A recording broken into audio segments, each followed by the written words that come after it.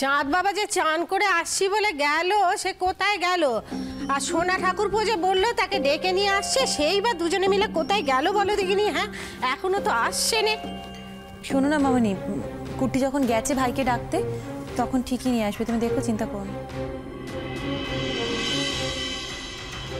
কি রে, বউ তো অপেক্ষা করছে, তুই এখানে বসে থাকবি? আজকে বিকেলে যখন আমন্ত্রিতরা আসবে তাদের কি ফিরিয়ে দিতে পারবো আমরা? তোর যখন এতই আপত্তি ছিল বিয়েটা করলি কেন? দেখ, এখন যখন সবটা হয়ে গেছে, মেয়েটাকে এভাবে হিমিউলেট করিস না পুপুল।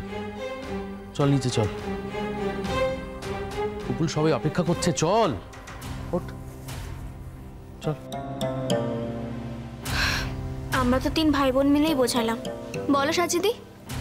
ও বগলো, যা দেখিনি বাবা, আসন দুটো নিয়ে যা।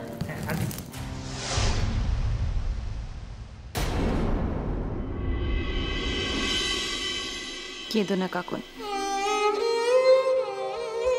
দেখো যেভাবে যা সব ঘটনা ঘটেছে তাতে তোমাকে তো সবকিছু মেনে নিতেই হবে, মন খারাপ করো না। যদি আমার মতো সব অপমান সহ্য করে টিকে থাকতে পারিস তাহলে পারলি, আর তা নইলে হয়ে গেল। বৌদি, যেদিন থেকে তুমি এ বাড়িতে এসেছো সেদিন থেকে তোমাকে চলে যাওয়ার কথা শুনতে হচ্ছে। জানি তোমার খুব খারাপ লাগছে, কিন্তু না, আমি তো চলেই যাব, জোর করে আমি এখানে থাকবো না।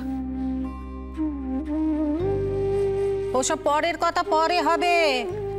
বিয়ে হয়ে যখন এই ঘরে চলেই এসেছো তখন নিয়ম কানুন গুলো তো ঠিক করে পালন করতে হবে নাকি? বড় বৌদি, পুপুল এসে গেছে। এসো চাঁদ বাবা, কতক্ষণ ধরে মেয়েটাকে দাঁড় করে রেখেছো বলো দেখিনি? হ্যাঁ, এমন ধারা কেউ করে? স্নানে গেছিলাম মামনি। বলো কি করতে হবে, তাড়াতাড়ি বলো, আমায় কিন্তু বেরোতে হবে। এই বগ্ন, আসন দুটো পাত।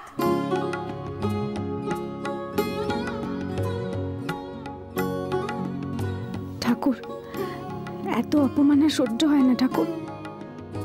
ও সাজিমা, কাপড়ের থালাখানা চাঁদ বাবার হাতে দাও দেখিনি। ও বাবা, তুমি হেতা দাঁড়িয়ে রইলে কেন? হোতা দাঁড়াও।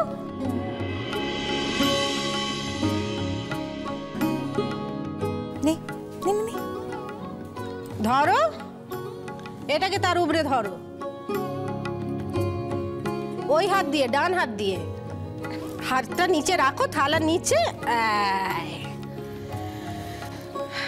কই গো, হেতা এসো।